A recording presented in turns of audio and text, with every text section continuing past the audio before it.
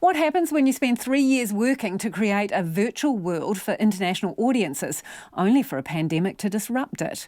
A Miramar creative duo took their own personal and painful experience and created a short film entirely in virtual reality. Checkpoint caught up with them 2 years ago when they were partway through the project, destined for the Sundance, Cannes and Tribeca film festivals, to name a few. Rachel Thomas returned to Miramar to find out how they navigated the international film circuit during COVID-19. With one hand, just grab and pull up.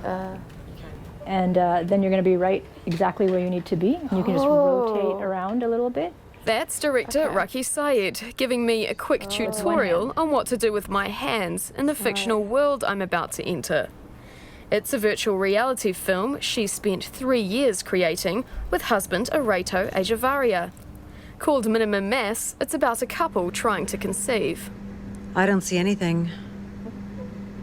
Even at 8 weeks, I would expect... I'm sorry, it looks like a blighted ovum.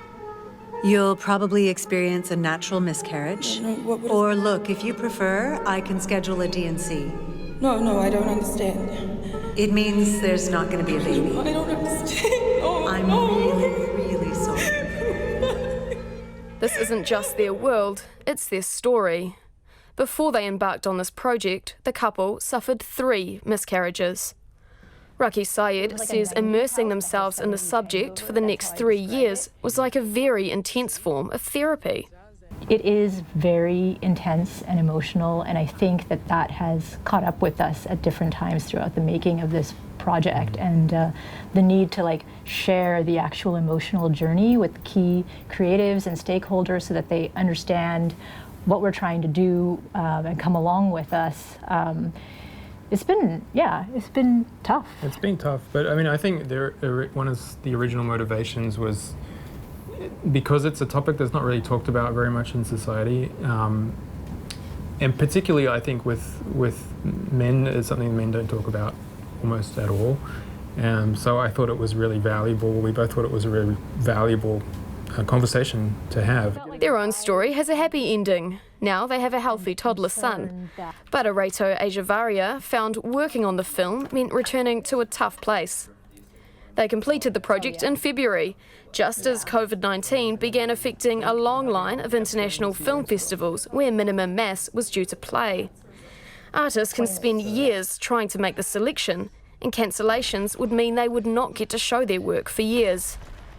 In stepped Renee Pinnell, the chief executive of Kaleidoscope, a network for artists working in VR. He usually runs events in the real world, but was tasked with finding a virtual venue for the Cannes Film Festival, Tribeca and RAM, a virtual reality festival in Hamburg, so anyone with a headset could attend. It meant people could see Minimum Mass from their own homes.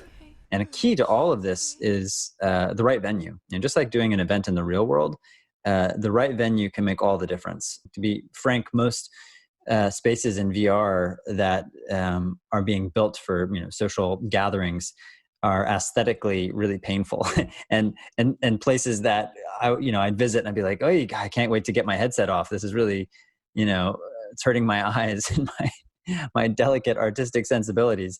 But we eventually found a place called the Museum of Other Realities. The Museum of Other Realities is a place of curated art people can visit like any other museum, except it exists only in VR. Robin Stetham is the co-founder and chief executive of the startup based in Vancouver, Canada. If you were to go to the Moore today, you would see just a collection of world-class art from artists all over the world working in VR, presented in its native medium.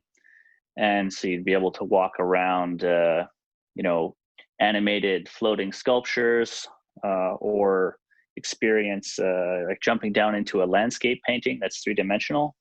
The film festivals were hosted in spaces in the museum alongside regular exhibitions.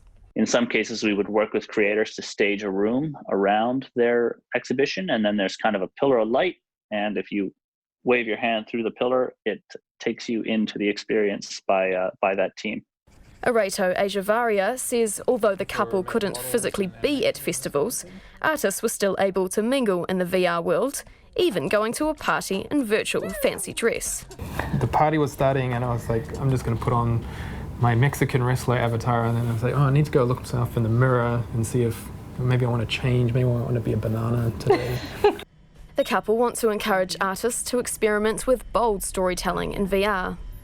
Miramar Creative Centre, where the couple are based, has banded with Kaleidoscope for a grant for New Zealand artists, which they hope will help other projects take flight. Minimum Mass will play at several virtual film festivals through to the end of the year, including ones based in Paris, Montreal and Denmark. For Checkpoint, Rachel Thomas.